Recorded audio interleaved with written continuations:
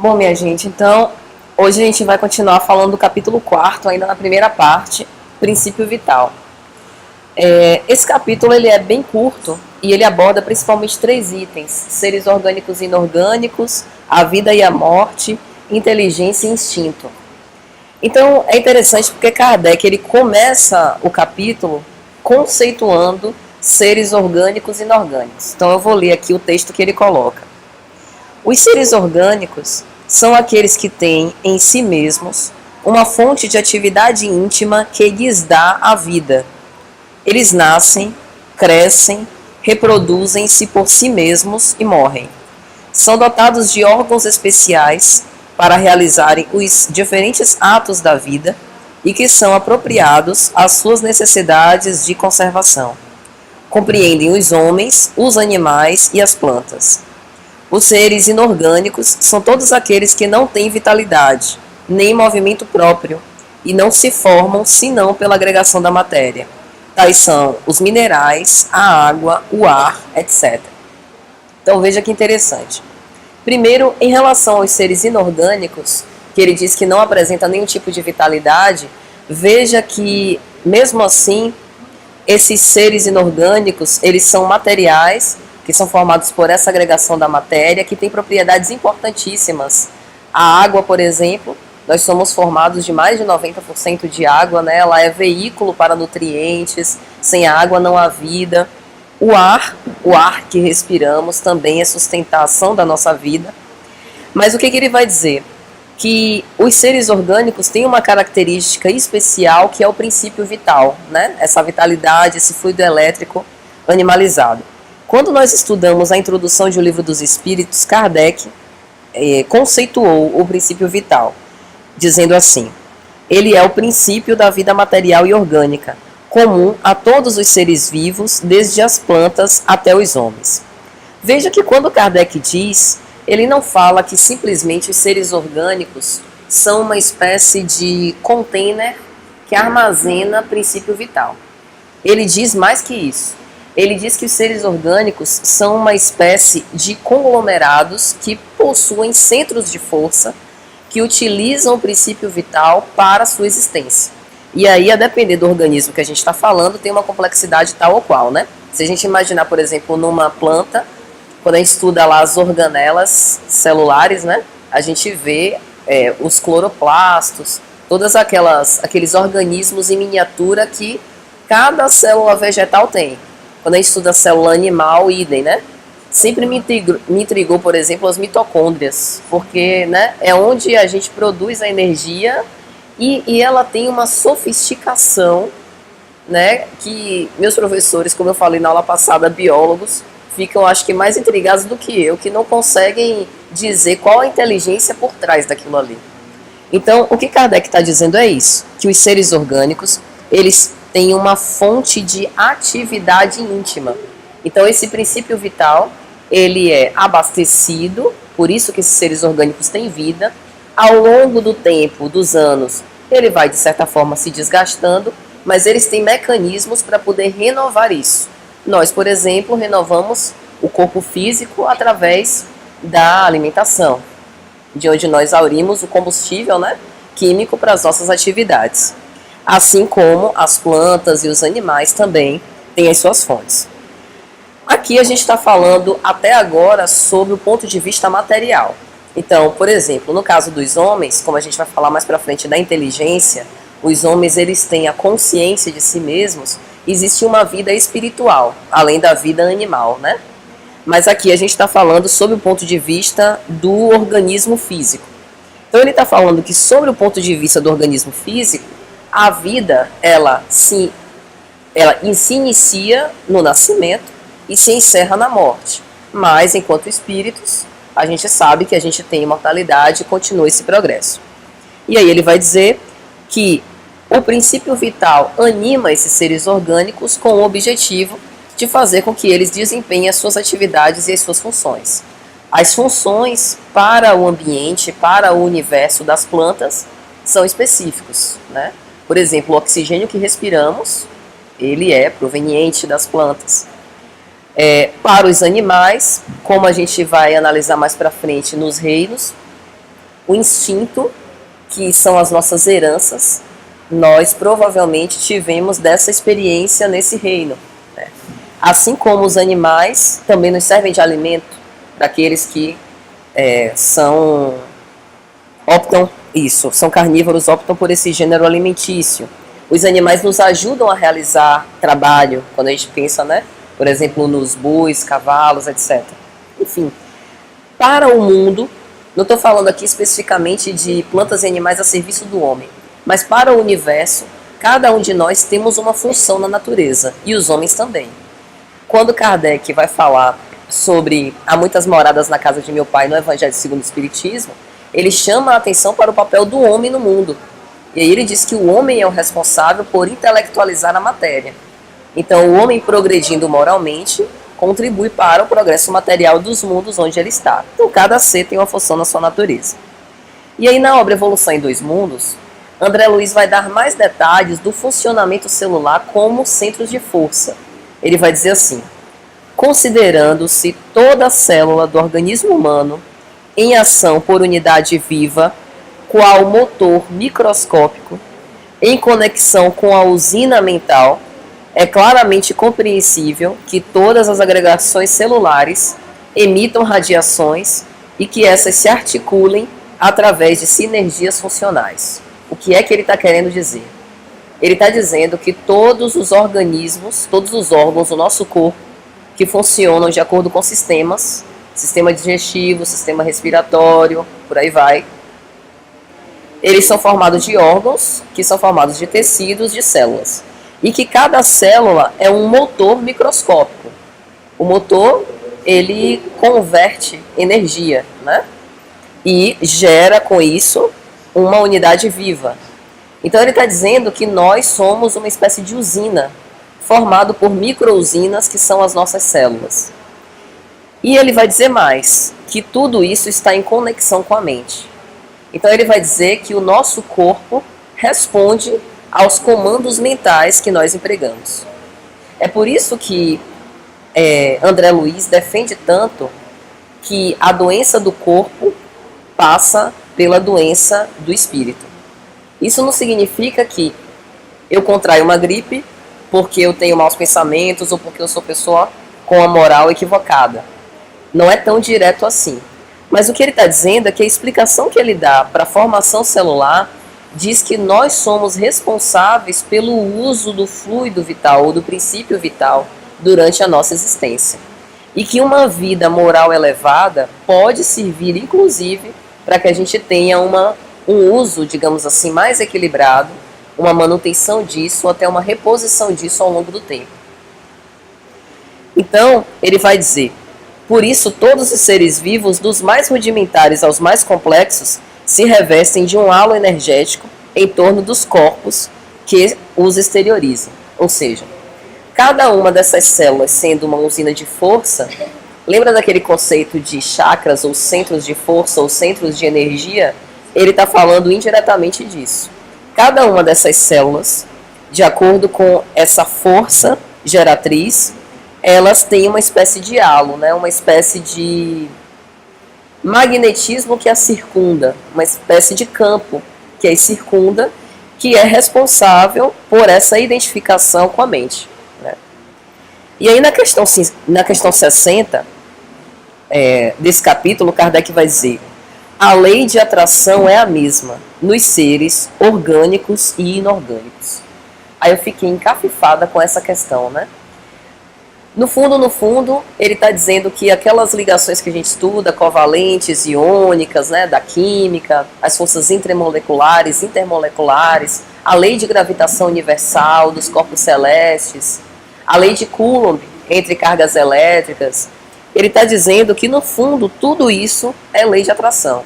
Que a pedra, que é maciça e robusta, que mantém as suas moléculas bem agrupadas, é também por ação dessa lei de atração. Aí na questão 888, bem lá na frente, quando Kardec vai falar, inclusive eu acho que é sobre a esmola, tem um texto de São Vicente de Paulo, que ele vai dizer assim: o amor é a lei de atração para os seres vivos e organizados, e a atração é a lei de amor para a matéria inorgânica. Veja a profundidade disso.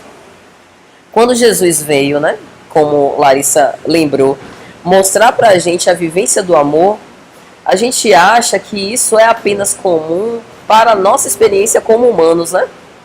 Na sociedade, na convivência em casa, fraternalmente, entre irmãos. Mas o que Kardec está dizendo aqui é que essa lei de amor, ela está presente na agregação molecular de uma pedra, ela está presente na estrutura fisiológica de um animal, de um vegetal, porque tudo na criação é lei de amor. É bonito isso, né? É por isso que quando a gente lê aqueles relatos de São Francisco de Assis, né, que ele fazia as preleções, e aí tinha aquela agregação de peixes, de animais, que pareciam parar para ouvi-lo. Na verdade é porque antes das palavras, não é que os peixes estivessem entendendo exatamente o discurso, mas é porque antes das palavras vem o magnetismo que a gente espraia, o amor que envolve e que está presente em tudo na criação. A gente tem que ter cuidado com, como é que eu posso dizer, é sempre assim. Porque, por exemplo, Jesus, ao fazer a cura do cego de nascença, ele nos deu um grande aprendizado, né? Porque até então, a gente acreditava que cego, a pessoa nascia cega por um karma, usando uma palavra contemporânea nossa, né? Eu nascia cego porque a gente pecou em outra existência, os nossos pais. Os hebreus acreditavam nisso, que os pecados de gerações anteriores iam passando. Isso. Só que aí quando Jesus cura o cego de nascença, ele quebra esse paradigma. Ele diz, não, nem ele pecou, nem os pais. Ele nasceu assim para que se manifestasse nele a vontade de Deus. Uma interpretação nossa. Ele nasceu assim porque ele escolheu esse gênero de provas. Então o que a gente está querendo dizer? A mente, ela influencia de uma forma preponderante no corpo. Mas a gente não pode deixar de levar em consideração que o corpo, inclusive por escolha nossa, pode nascer com vulnerabilidades meramente fisiológicas que podem nos predispor ao desenvolvimento de certos tipos de doenças. Então não é necessariamente porque eu tenho pensamentos ruins, porque eu sou uma pessoa de má vida, isso, é uma predisposição física. Mas a predisposição física veio por quê? Pode ser uma escolha minha, no planejamento reencarnatório, pode ser meramente a lei de causa e efeito. Então a gente não tem como dizer que é sempre assim. Isso. Mas o fato é, o espírito influencia no corpo de uma forma preponderante. E o corpo também influencia no espírito. Por exemplo, quando Kardec analisa, acho que é na questão 394, as existências atávicas, né? De pessoas que nascem com deficiências assim muito significativas, intelectuais ou até físicas, né? Que ele chama de expiações corporais, né? A gente vê que aquilo dali influencia, porque uma pessoa, por exemplo, que tem retardo mental, ela não tem capacidade de desenvolver todo o seu potencial intelectivo e não é que ela deixe de evoluir, mas ela está limitada sob um determinado aspecto. Então o corpo ele também influencia no espírito, mas o espírito prepondera. A gente vai falar sobre isso quando a gente for falar sobre a vontade, está aqui também. Então Kardec, nas questões subsequentes, ele vai definir o princípio vital, né? Questão 62, 64 e 65. Ele vai dizer, o princípio vital que anima a matéria é aurido no fluido vital e é intermediário entre o espírito e a matéria. Então, como Larissa diz, existem dois elementos principais, o espírito e a matéria, e lógico Deus, não é nem espírito nem matéria. Aí Kardec vai adicionar um quarto, mas existe um fluido que permeia tudo quanto existe, que é o fluido cósmico ou fluido universal. E aqui o que Kardec está dizendo é que a fonte do princípio vital está no fluido universal, de onde é aurida tudo que é formado na matéria. Toda a matéria que existe foi retirada dali. No nosso encontro anterior, a gente falou que no fluido universal existe tudo que forma a matéria sob germe. Lembra desse conceito? Que existem como se fossem sementes de vida ali, e de onde os arquitetos da vida maior retiram aquelas sementes e fazem frutificar sob determinadas considerações, né? Foi assim que a criação se deu no nosso planeta e no universo como um todo. Então o que Kardec vai dizer é isso. O que é o perispírito? O perispírito é um envoltório do espírito, que é matéria. Perispírito é matéria. Mas, como Kardec vai dizer, uma matéria mais quintessenciada, até vaporosa para os vossos olhos, mas não deixa de ser matéria. E de onde se extrai os elementos do perispírito? Do planeta onde a gente habita, do fluido universal do nosso planeta, né? Dos elementos aqui da nossa atmosfera. Então ele vai dizer o seguinte: o princípio vital ele determina quando há vida. Sem princípio vital não há vida. O corpo é inerte. O corpo não tem vitalidade. Aqui a gente está falando de animais, de plantas e de homens, porque a gente também, lógico, tem princípio vital. O nosso corpo físico ele é abastecido de princípio vital. Aí a gente fala dos elementos químicos que Larissa trouxe. Os elementos químicos da tabela lá de Mendeleev não são os elementos elementares, que é o que ela estava dizendo, né? Que a gente fica em busca desse elemento elementar e básico. Qual é esse elemento elementar e básico? Com certeza é o princípio básico do fluido universal, mas a gente ainda não consegue conceber. Estamos chegando lá. Então, como Kardec falou, o hidrogênio, o oxigênio, todos esses elementos ainda são aglomerações de elementos mais basilares, né? E aí, no capítulo 10º de A Gênese, Kardec também ele vai esmiuçar princípio vital, no item 19. Aí ele vai dizer assim: os corpos orgânicos seriam assim verdadeiras pilhas elétricas. Então ele vai dizer, o organismo que tem vitalidade ele é como se fosse uma pilha. Uma pilha é uma associação de eletrodos, que são uma espécie de chapas metálicas, mergulhadas num eletrólito, que é um fluido por onde vão fluir os elétrons. Então a pilha é uma quantidade de energia, digamos assim. Como que a gente observa que a pilha funciona? A gente tem um equipamento elétrico, coloca a pilha, enquanto houver essa reação química gerando eletricidade, eletrólise, né? O equipamento vai funcionar. Depois que acabou, acabou. Nada funciona. É o que acontece com a vida e a morte física. Então a vida ocorre enquanto há condições desse fluido vital se processar e abastecer esse corpo físico. Quando esse fluido vital cessa completamente, acaba a vitalidade do corpo físico e vem a morte física.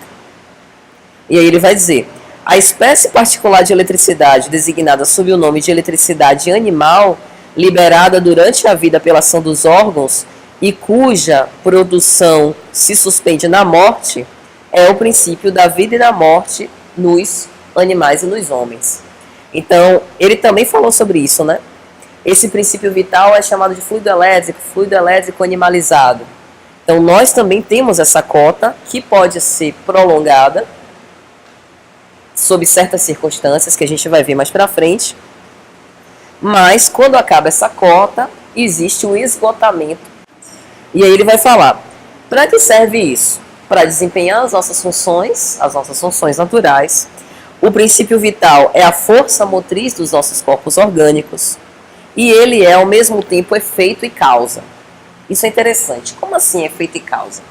Que ele é causa, dá para entender, né? Porque se é como se fosse uma pilha, ele é a fonte de energia para o nosso corpo. Mas como é que ele é efeito? Aí ele vai dizer, ao mesmo tempo que o agente vital estimula os órgãos, a ação dos órgãos entretém e desenvolve a atividade do agente vital, aproximadamente como se dá com o atrito que desenvolve o calor. Então aqui ele está repetindo o conceito de halo energético que André Luiz trouxe. Ou seja, cada célula é uma usina geratriz de energia e vai manipulando esse fluido vital para abastecer as nossas atividades. E ao mesmo tempo, ao redor delas, vai formando uma espécie de atmosfera, né, de magnetismo que também as envolve e as deixa energizadas. Então é um processo como se fosse um ciclo contínuo de vitalidade. E aí nas questões subsequentes, ele já vai abordar o nosso segundo tópico, que é a vida e a morte. Questões 68 e 70. Ele define: morte é esgotamento orgânico. Mais uma vez, morte física. Só que a gente sabe que a gente desencarna sem esgotamento orgânico. O suicídio, que é uma antecipação do nosso desenlace, os acidentes, enfim, diversas causas. Por exemplo, um acidente vascular cerebral, ainda há princípio vital no nosso corpo e a pessoa perece. Mas aqui ele falando da morte do sentido natural. A morte é causada por esgotamento orgânico. A matéria inerte se decompõe, ou seja, o nosso corpo físico, sem a vitalidade que o anima, vira uma matéria inerte. Então, como nós somos uma associação de carbono, esse carbono vira matéria inerte e retorna para a fonte que gerou, a fonte material. E o princípio vital, aquele resquício de princípio que nos animava, ele retorna à sua fonte original, que é o fluido universal. Isso significa que o princípio vital de plantas, de animais, de homens, tem uma base. E aí essa vitalidade que nos anima a todos provém dessa fonte.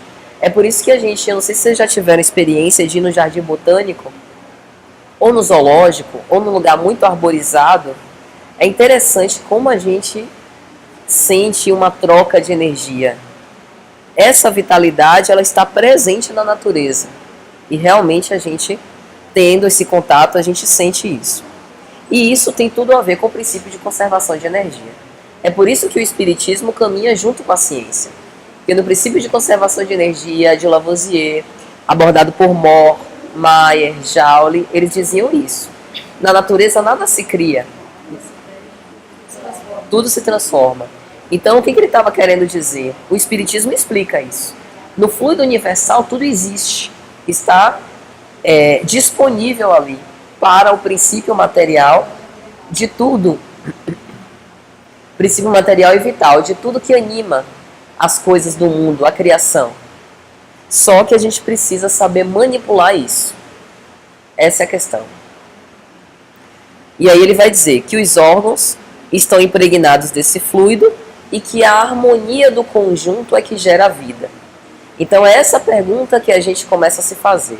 No caso do organismo das plantas, o organismo dos animais e o dos homens, qual a inteligência por trás, que faz com que todas as células se organizem em tecidos e todos os tecidos em órgãos e que eles executem as suas funções de uma forma harmônica e perfeita.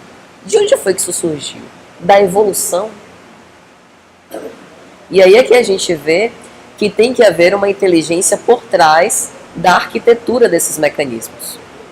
Só que no caso do homem, tem uma coisa especial. Porque no caso do homem, mesmo que essa organização biológica tenha tido um arquiteto, né? O arquiteto divino, nós, com a nossa mente, estamos também tendo o poder de manipular sobre esse centro de energia. Então a nossa responsabilidade em especial aumenta. Porque a vida das plantas, ela é uma vida, como eu posso dizer, ela tem uma espécie de simplificação. Ela tem o mesmo princípio vital que nos anima, mas ela tem o grau de liberdade mais restrito. Os animais, eles já são dotados de certa inteligência, mas não uma inteligência tal qual a gente tem, porque os animais, eles não têm vontade própria. Os animais, eles têm individualidade, mas eles não têm consciência de si mesmos. Então, eles vivem mais para uma vida animal, né? Para aquela... Isso. Para aquela vida material. Mas nós não. Nós temos uma vida animal, os nossos instintos, mas a gente também tem uma vida moral. Então a nossa responsabilidade com isso aumenta. E aí ele vai falar, gente, que o fluido vital ele tem uma quantidade específica e a gente vai gastando isso ao longo da nossa vida. Ele se esgota na nossa morte, mas ele é transmissível. Então, tem uma parte do capítulo 14 de A Gênese que fala dos fluidos, que Kardec explica fluido humano, fluido espiritual e fluido humano espiritual, que é basicamente um mecanismo que a gente tem, por exemplo, no passe. E eu me lembrei da história de Lázaro. Lembre que Lázaro havia sido dado como morto há vários dias. O corpo dele já fedia. E as irmãs de Lázaro, Maria e Marta, estavam desesperadas e procuraram por Jesus. E quando Jesus chega na frente do local onde ele estava deitado, de repousar o corpo dele, ele entra e diz: levanta-te, Lázaro. E Lázaro, entre aspas, ressuscita.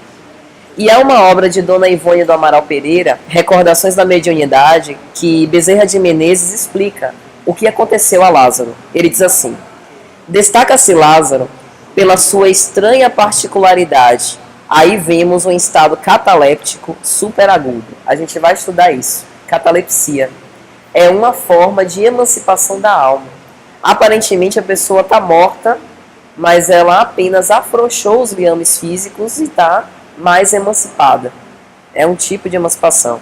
No caso dele, isso tinha sido no estado agudo, porque ele estava doente já há muitos anos, há muito tempo, e ele tinha uma vontade íntima de desencarnar, porque ele percebia em desdobramento que ele estava no mundo espiritual em locais melhores do que a condição física dele. Veja que coisa. Aí Dr. Bezerra vai dizer: então, com o relaxamento dos elos vitais, pela depressão causada por uma enfermidade, provando o desejo incontido que o espírito encarnado tinha de deixar a matéria, a alma virtuosa de Jesus substituiu as células corrompidas, renovando a vitalidade animal e fortalecendo os liames magnéticos que prendiam o espírito ao corpo.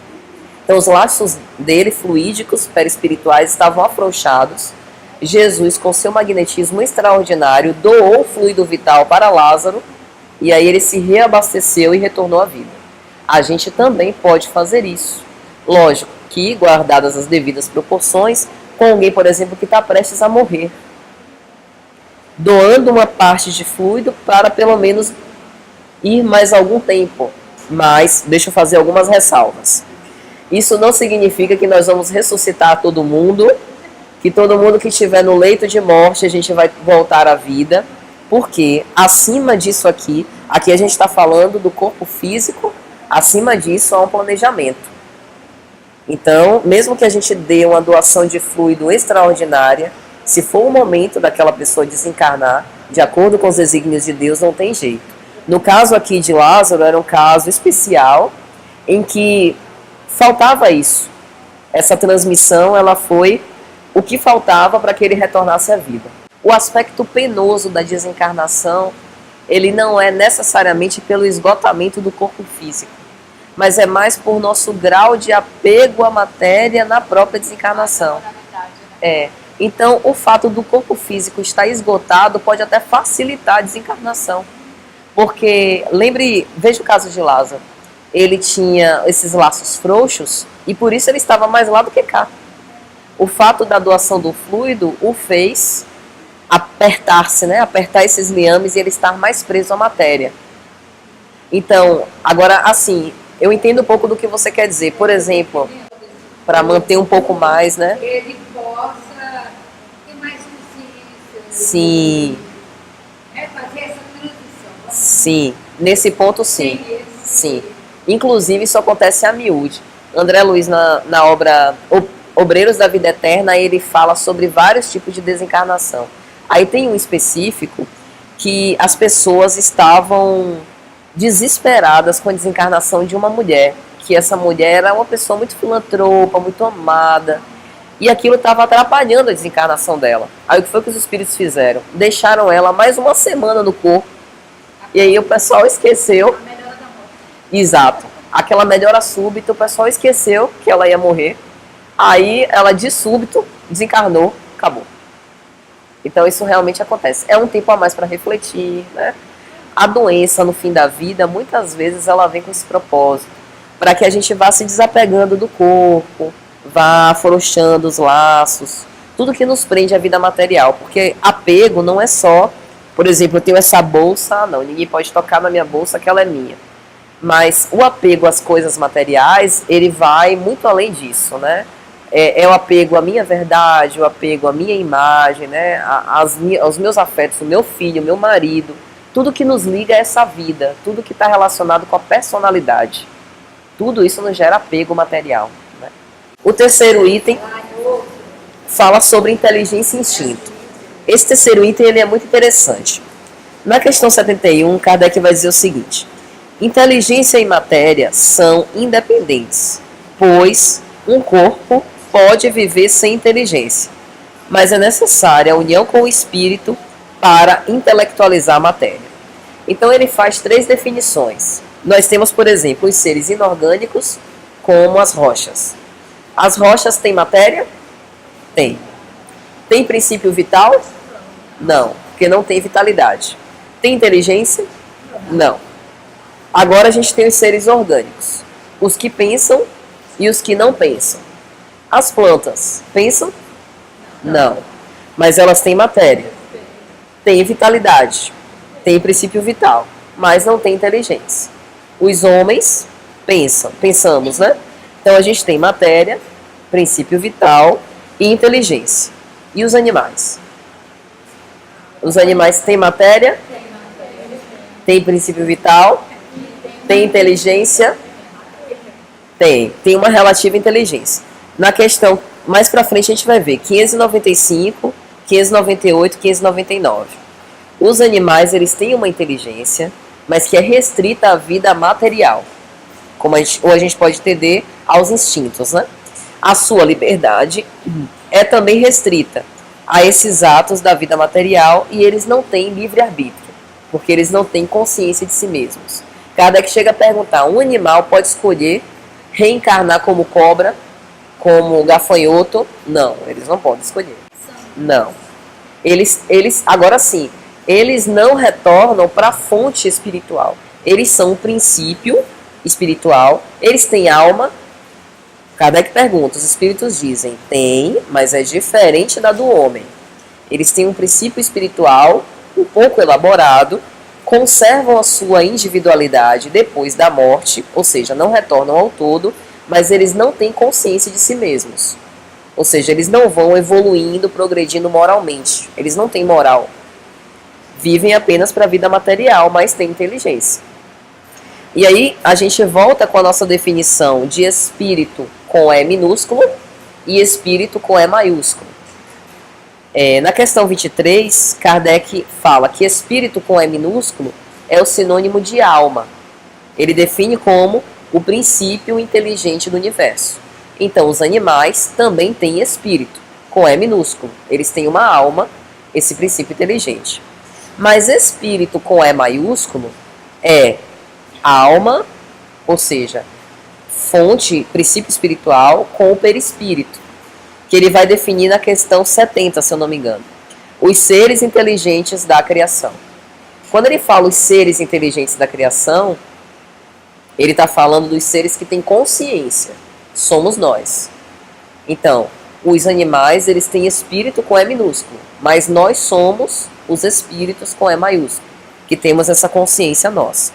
E aí tem uma obra de Emmanuel, eu recomendo muito que vocês leiam. É um livro pequenininho, Pensamento e Vida, que ele faz muitas definições interessantes. Dentre eles, ele vai falar um pouco também sobre a inteligência, no capítulo que ele chama de vontade. Ele diz o seguinte: a mente humana pode ser comparada a um grande escritório da vida material nossa. E aí esse escritório tem alguns setores. Tem o setor do desejo. Então nós, enquanto seres que pensamos, temos os nossos propósitos, os nossos anseios, são os nossos desejos. Temos a inteligência. Inteligência aqui não é só inteligência cognitiva, das questões de matemática ou física que eu acerto. Mas a própria psicologia ela já admite inteligência emocional. Então, inteligência aqui é a capacidade que eu tenho de lidar com as situações e responder a elas. Conviver harmoniosamente é inteligência. Também está inscrito nessa inteligência. Nós temos um outro setor que é o da imaginação. E um outro que é o da memória, que é o nosso arquivo de experiências. Mas acima de todos esses está a vontade. É a vontade que nos diferencia dos demais seres. O que é a vontade? É o governo de todos os setores da nossa inteligência. É aqui que Kardec vai definir instinto de inteligência. Primeiro ele diz que o instinto não é ruim, nem é mal. Que o instinto, se fosse seguido, seria até o melhor que nos acontecesse. Porque o instinto é diferente de paixão. O instinto é a planta que desabrocha.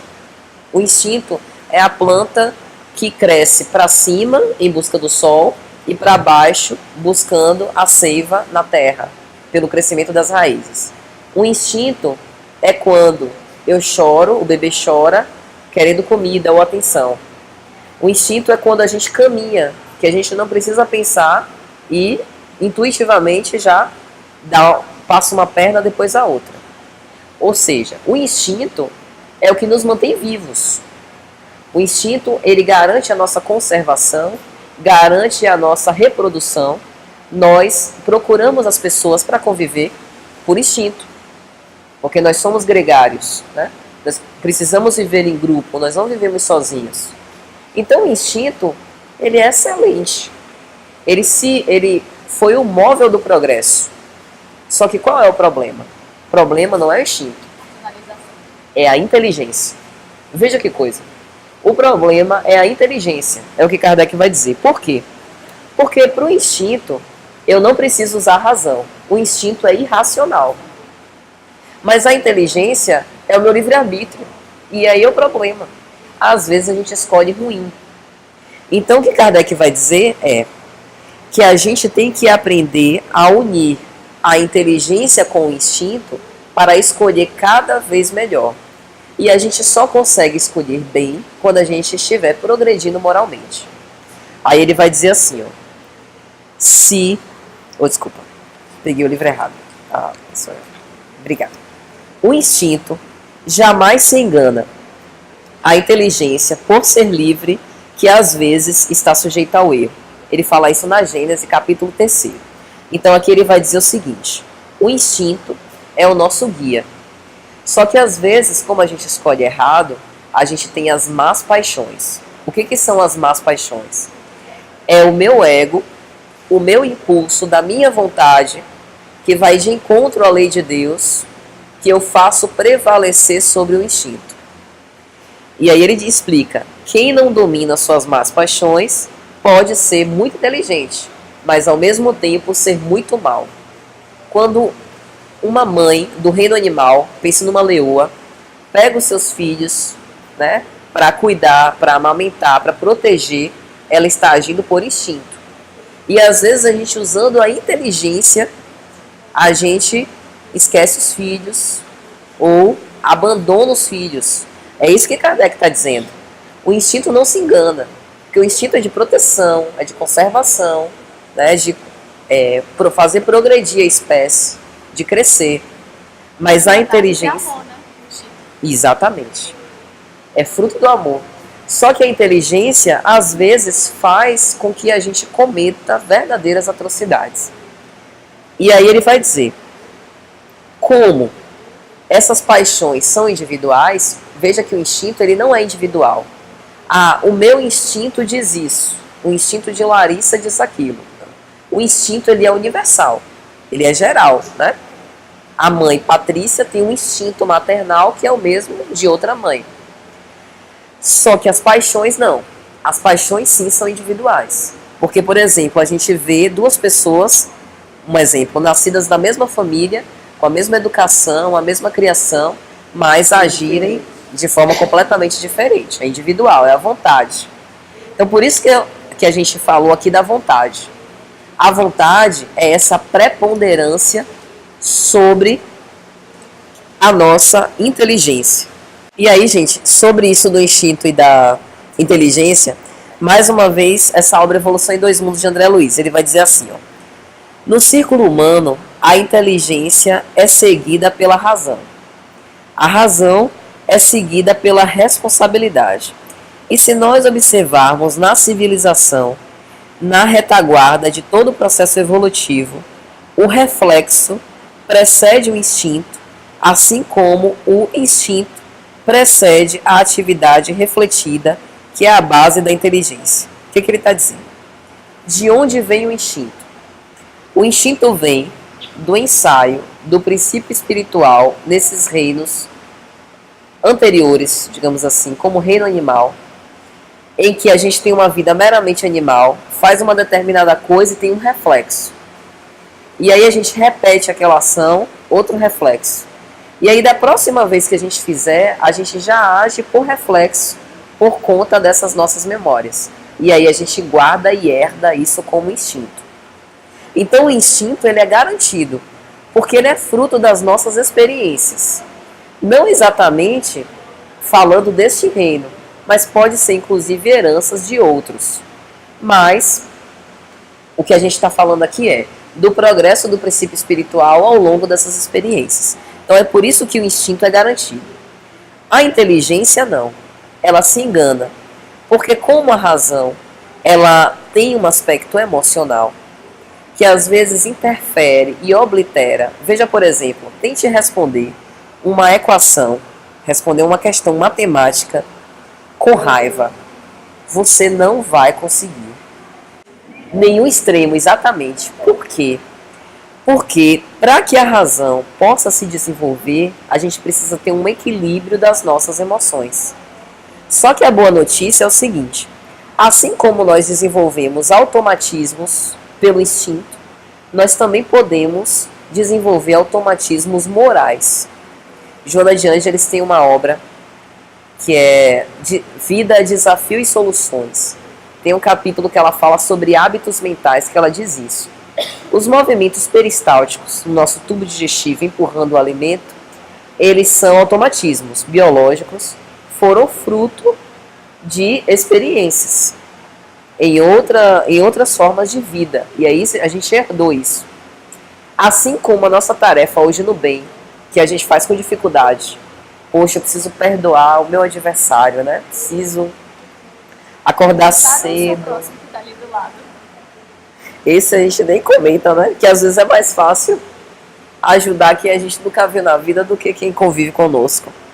Então, isso que hoje pra gente dá muito trabalho, no futuro vai ser instintivo. Porque o instinto, se o instinto é fruto dessas experiências que a gente repete, né? E que a gente tem como ganho, significa que o bem que a gente faz hoje, despendendo um grande esforço para fazer, no futuro será um instinto que será uma coisa automática, como era para Jesus. A gente não via Jesus ter um esforço sobre-humano para amar. Ele amava por uma ação natural de si. De onde vem isso?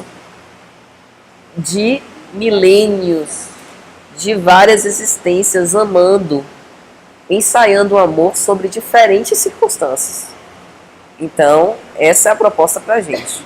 Se a gente ainda tem dificuldade, é porque a gente está experimentando pouco.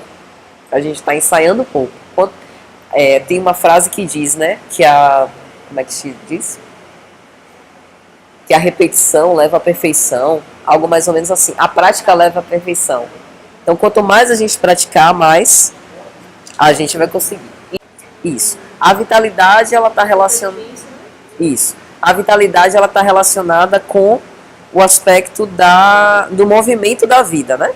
Animais, plantas e homens. Isso. Quando a gente fala sobre instinto e inteligência, o instinto, Kardec diz, né? Ele não é obra específica da inteligência, né? Ele é mais que isso. Ele é um guia seguro. Ele é fruto das nossas experiências que geraram resultados que agora são as nossas heranças. A inteligência, ela deve se unir ao instinto para que a gente possa evoluir moralmente, por incrível que pareça, né?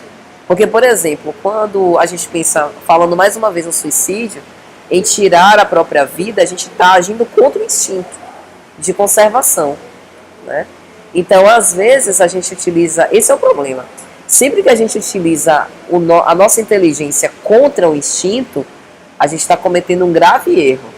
É porque a gente está acostumado a colocar instinto como sinônimo de paixão.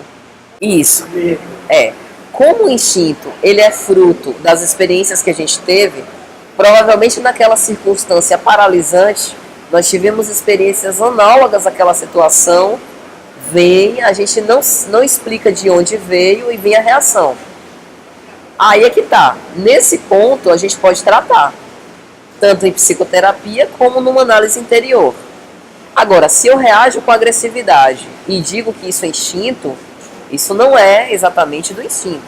Isso é de um desequilíbrio emocional naquela circunstância e eu preciso utilizar a minha inteligência para tratar isso. Como ela falou da defesa, né? Um objeto vem na minha direção e instintivamente eu tendo a sair da frente ou a proteger o meu rosto. Isso é instinto, porque eu tento a preservar a minha existência. Mas se até legítima defesa também é um instinto, porque mesmo que eu coloque a vida do outro em risco, na verdade eu estou agindo para preservar a minha própria vida, né? Kardec inclusive analisa isso em lei de conservação, né? A legítima defesa. Eu tenho um exemplo de um Coisinha que eu esqueci de falar, que Kardec diz o seguinte: aliado à vontade e à liberdade é o instinto que torna o homem capaz de grandes feitos. Então, se eu conseguir aliar esses meus instintos com o meu livre-arbítrio de fazer o bem, de fazer boas escolhas, eu estou colocando a minha vontade, que eu coloquei aqui como a maior potência do espírito, né? Para que a gente tenha condições de fazer grandes coisas. Então, recapitulando, o instinto ele não é ruim, pelo contrário, ele serviu para que a gente progredisse e chegasse até esse momento, mas a gente ainda conserva más paixões que a gente precisa remodelar. E esse remodelamento só através da nossa própria autoanálise, né? Porque elas são particulares, cada um de nós que sabemos. E em geral, essas tendências que a gente traz, elas são os pontos de observação que a gente precisa ter para ter um aproveitamento melhor da nossa reencarnação, né?